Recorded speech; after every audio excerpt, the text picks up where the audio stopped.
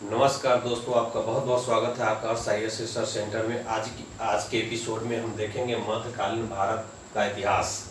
पिछले वीडियो में कुछ प्रश्नों को हमने देखा था। अब जो आगे कुछ प्रश्न हैं उन प्रश्नों को भी देखने का प्रयास करेंगे। मध्यकालीन भारत का इतिहास। आप जो ये वीडियो देखने वाले हैं वो आकाश IAS research centre Bharwara Darbhanga पर देखने वाले हैं। दोस्तों, आप सभी साथियों से विनम्र निवेदन है कि मेरे चैनल को आकाश IAS research centre Bharwara Darbhanga को आप बस सब्सक्राइब करें, लाइक करें, शेयर करें और कमेंट करें। दोस्तों चलिए शुरू करते हैं आज के इस क्लास को। दोस्तों, आज के इस क्लास में पिछले वीडियो जहां पर समाप्त हुई थी वहीं से हम शुरू कर रहे हैं। जो भी बीपीएससी में प्रश्न पूछे गए हैं मध्यकालीन भारत के इतिहास से, उस सारे महत्वपूर्ण प्रश्नों के एक बेजोड़ समावेश के साथ मैं आपके समक्ष आया हूं और उनको आपके सामने रखने का प्रयास करूंगा। उन सारे प्रश्नों को आप चाहे तो आप नोटबुक और पेन रख सकते हैं और उसमें नोट करते चले जाएं और उसको आप बाद में रिवीजन भी कर सकते हैं। चलिए शुरू करते हैं। दो अस्पा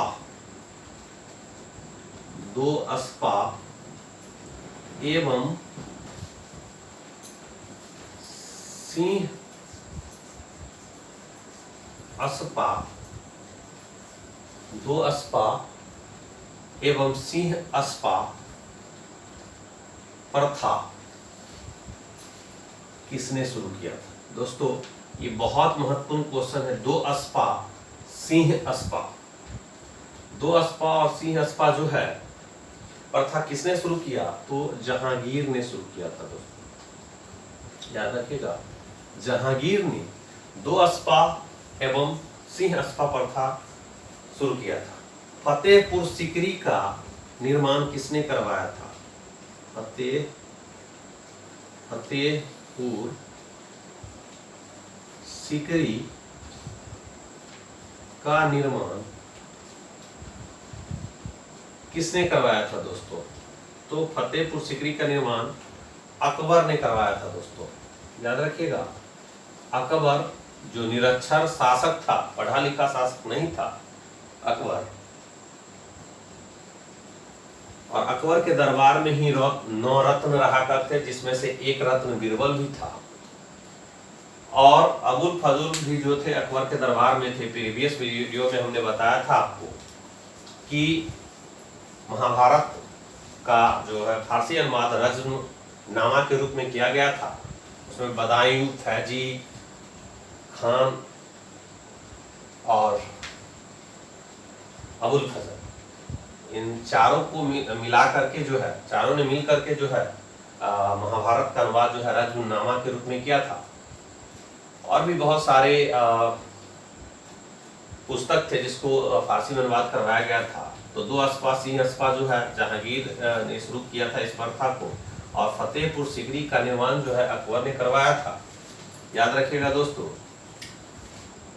अब है दिल्ली के लाल किले का निर्माण किसने करवाया था? दोस्तों, दिल्ली के लाल किले का निर्माण, दिल्ली में जो लाल किला है, दिल्ली का लाल किला, इसको रेड फोर्ट कहते हैं हम लोग, रेड फोर्ट भी कहते हैं। दोस्तों, इसका निर्माण किसने करवाया था? शाहजहां ने करवाया था। याद रखिएगा दोस्तों, शाहजहां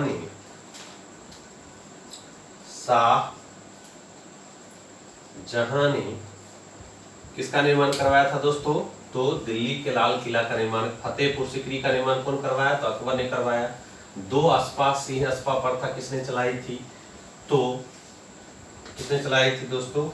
दो अस्पा और सिंह अस्पा जहांगीर ने। दो अस्पा और सिंह अस्पा जो चलाया गया था जहांगीर के द्वारा चलाया गया था। दोस्तों, अगला जो प्रश्न है, देखिए, किस इतिहासकार ने शाहजहां के शासनकाल को मुगल काल का स्वर्णयुग कहा था? शाहजहां के शासनकाल को, शाहजहां के शासन काल को स्वर्णयुग कहा था।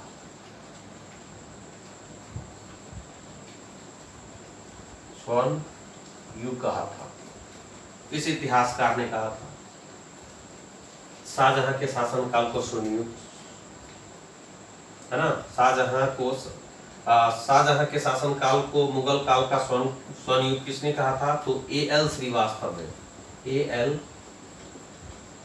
श्रीवास्तव ने, याद रखिएगा दोस्तों, A.L. श्रीवास्तव ने शाहजहां के शासनकाल को मुगल काल का स्वर्ण युग कहा था। मुगल काल का स्वर्ण युग किसके शासनकाल को कहा था? इस इतिहासकार ने शाहजहां के शासनकाल को मुगल काल का स्वर्ण युग कहा था, वो A.L. श्रीवास्तव ने कहा था। किसने कहा था? A.L. श्रीवास्तव ने।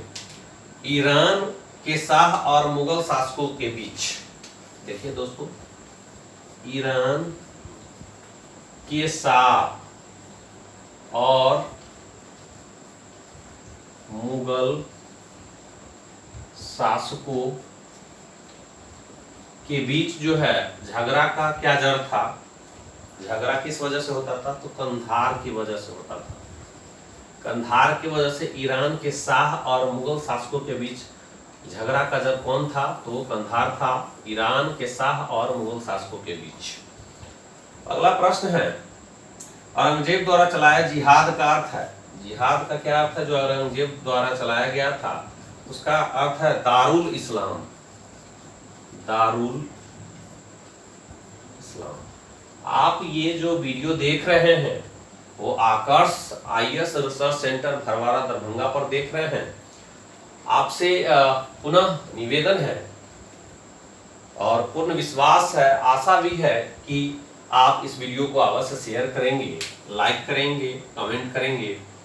दोस्तों, शाहजहां के शासन काल को मुगल काल का स्वर्ण युग का किसने कहा था? किस इतिहासकार ने? तो A.L. श्रीवास्तव ने। ईरान के शाह और मुगल शासकों के बीच जो झगड़े का जड़ क्या था? तो कंधार था।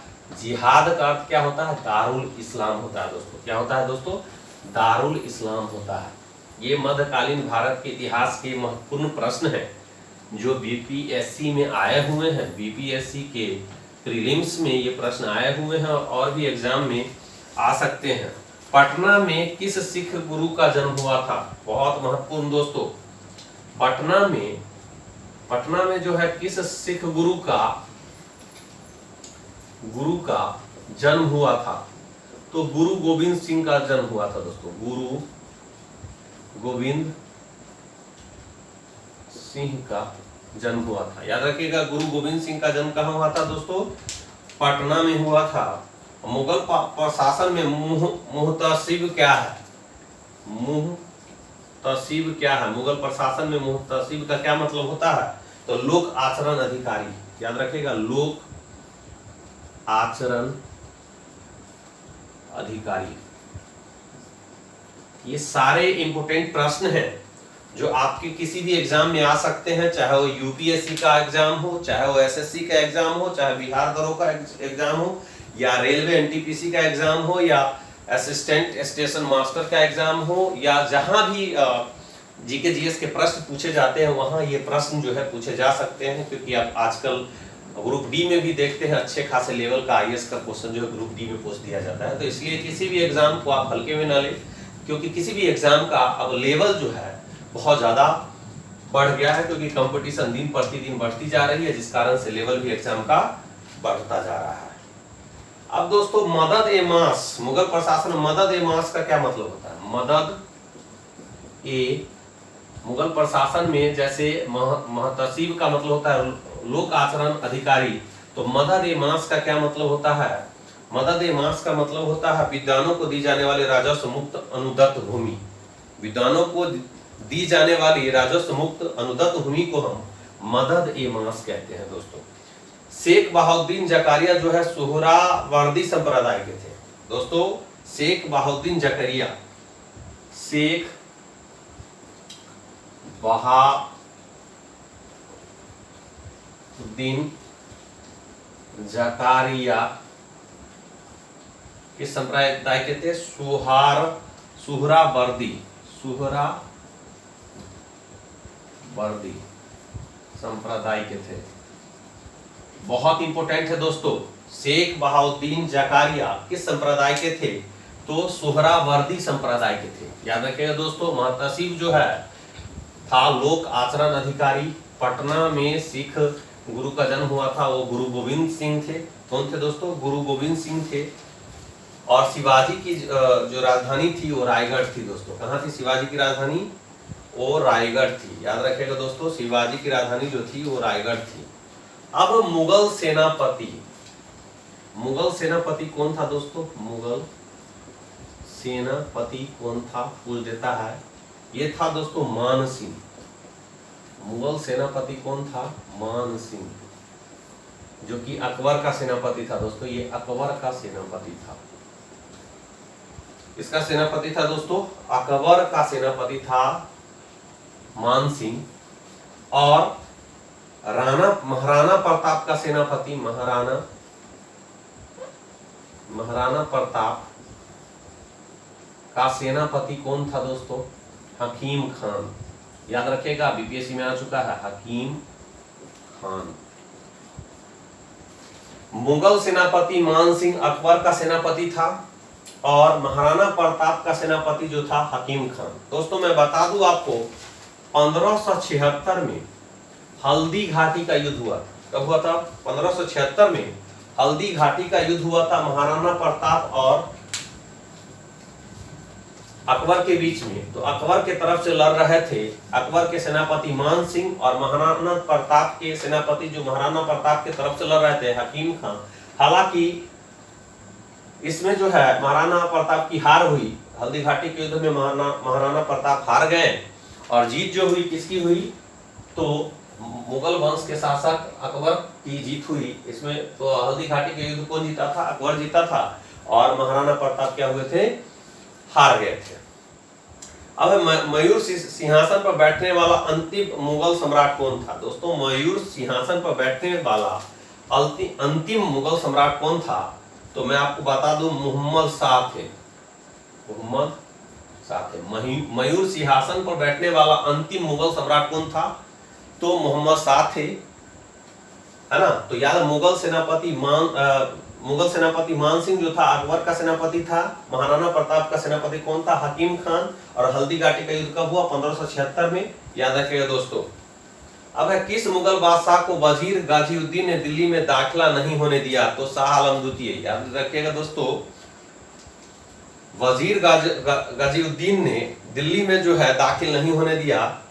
किस मुगल बादशाह को? वजीर गाजीउद्दीन जो थे, दिल्ली में जो है उनको शाह आलम द्वितीय को कहा नहीं प्रवेश करने दिया? तो दिल्ली में प्रवेश नहीं करने दिया। देखिए बहुत इंपॉर्टेंट है। अगला प्रश्न जो देखने जा रहे हैं हम, बहुत ही इंपॉर्टेंट प्रश्न है फ्रेंड्स।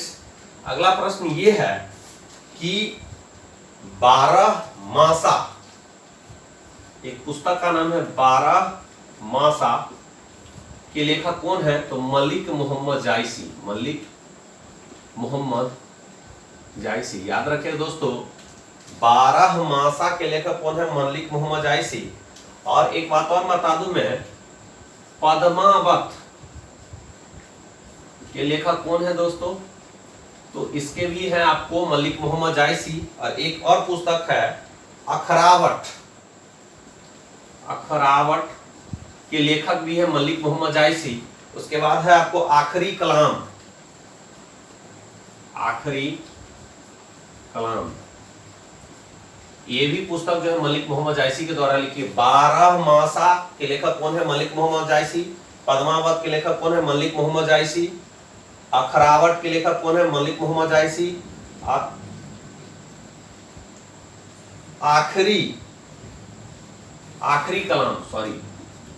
आखिरी कलाम जो है किसकी कृति है? तो मलिक मोहम्मद जायसी। देखिए दोस्तों, आपको पता होगा कि पद्मावत में ये बात कही गई है कि अलाउद्दीन खिलजी ने आक्रमण जो किया था, चित्तौड़ पर जो आक्रमण किया था, वो राणा रतन सिंह की पत्नी रानी पद्मिनी के लिए किया था। क्योंकि वो रानी पद्मिनी को पसंद करते थे अलाउद्दीन खिलजी।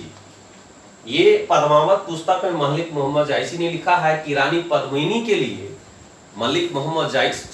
अलाउद्दीन खिलजी, जो खिलजी वंश के शासक थे, खिलजी वंश के संस्थापक जलालुद्दीन खिलजी थे, और खिलजी शासक जो थे अलाउद्दीन खिलजी, वो रानी पद्मिनी के लिए क्या किए कि चित्तौड़ पर आक्रमण किए और चित्तौड़ को जीत लिए और पद्मिनी को अपना बना लिए। ये बात जो है पद्मावत मलिक मोहम्मद जायसी की पुस्तक पद्मावत में लिखी गई है। इसीलिए ये प्रश्न आपके एग्जाम में पूछे जाते हैं। जो फिल्म आई हुई है पद्मावत आपने देखी होगी, उसमें अलाउद्दीन खिलजी का रोल रणवीर सिंह के द्वारा किया गया और दीपिका पादुकोण के द्वारा रानी पद्मिनी का रोल किया गया है। क्वेश्चन एक ये भी आया कि रानी पद्मिनी जो थी वो किसकी रानी थी? तो वो राणा रतन सिंह, जो कि कहाँ के राजा थे? तो राणा रतन सिंह जो थे वो चित्तौड़ के राजा थे, याद रखिएगा। और देवगिरी के राजा जो थे रामचंद्र देव थे और प्रताप रुद्र जो है तेलंगाना के राजा थे। जो तेलंगाना के राजा को हरा करके मलिक कफूर जो है अलाउद्दीन खिलजी के नायक थे, तेलंगाना के शासक प्रताप रुद्र को हरा करके कोहिनूर हीरा ले लिया और वो मलिक कफूर जो है वो कोहिनूर हीरा किसको दे दिया? अलाउद्दीन खिलजी को सौंप दिए। तो ये बात हो गई। आपको मलिक मोहम्मद जायसी 12 लिखे हैं, पद्मावत लिखे, अखरावट लिखे, आखिरी कलाम लिखे हैं। ये बहुत महत्वपूर्ण है, एग्जाम में आ सकते हैं और कई बार ये एग्जाम में आया भी हुआ है। इसमें से ये दो बहुत इंपोर्टेंट है, वैसे चारों इंपोर्टेंट है लेकिन ये दोनों कई बार पूछा गया है कि 12 के लेखक कौन है? मलिक मोहम्मद जायसी। पद्मावत के लेखक कौन है? मलिक मोहम्मद जायसी। अखरावट के लेखक कौन है? मलिक मोहम्मद जायसी। और आखिरी कलाम के लेखक कौन है? मलिक मोहम्मद जायसी। हल्दी घाटी का युद्ध 1576 में हुआ था और मान सिंह और हकीम खान के बीच हुआ था। और मान सिंह कौन था? तो महाराणा प्रताप का सेनापति था। और मुगल सेनापति जो है मान सिंह किसका सेनापति था? तो अकबर का सेनापति था। तो ये चीजें आप समझ चुके होंगे दोस्तों। अब है पानीपत के युद्ध में बाबर की जीत क्यों हुई दोस्तों? जो पानीपत का युद्ध था, पानीपत जो है हरियाणा में है दोस्तों। कहाँ है पानीपत दोस्तों? तो याद रखिएगा पानीपत जो है दोस्तों वो आपको कहाँ है? हरियाणा में है। और हल्दी घाटी राजस्थान में है। अभी जो हल्दी घाटी का युद्ध हम पढ़े हैं, तो अगर पूछ दे कि हल्दी घाटी कहाँ है तो राजस्थान में है। और यही राजस्थान में ही हल्दी घाटी का युद्ध हुआ था 1576 में अकबर और महाराणा प्रताप के बीच। और अकबर के और महाराणा प्रताप के बीच में डायरेक्ट नहीं हुई थी, उसके सेनापतियों के बीच में हुई थी, है ना, हकीम खान और मान सिंह के बीच में। तो पानीपत का युद्ध जो है 20 से 21 अप्रैल 1526 को हुआ था। किसके बीच? इब्राहिम लोदी जो कि लोदी वंश का अंतिम शासक था और बाबर, दोनों के बीच में हुआ था। तो सैन्य कुशलता के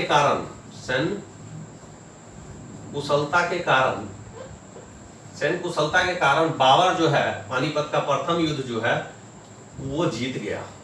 सैन्य कुशलता पूछता है क्वेश्चन कि पानीपत का युद्ध जो है बाबर क्यों जीत गया? तो सैन्य कुशलता के कारण। तो पानीपत का युद्ध 2 दिन हुआ था, 20 और 21 अप्रैल को बाबर और इब्राहिम लोदी के बीच, जिसमें बाबर विजय रहा और इब्राहिम लोदी हार गया। और इस प्रकार से सल्तनत काल का जो है शासन अंत हो गया और लोदी वंश का भी शासन का क्या हो गया? अंत हो गया। क्योंकि लोदी वंश का अंतिम शासक इब्राहिम लोदी ही था जिसको बाबर ने हराया था पानीपत के प्रथम युद्ध में। पानीपत कहाँ है? तो हरियाणा में। हल्दी घाटी कहाँ है? तो राजस्थान में। हल्दी घाटी का युद्ध कब हुआ था? 1576 में हुआ था। और किस वजह से पानीपत का प्रथम युद्ध जो है बाबर जीता?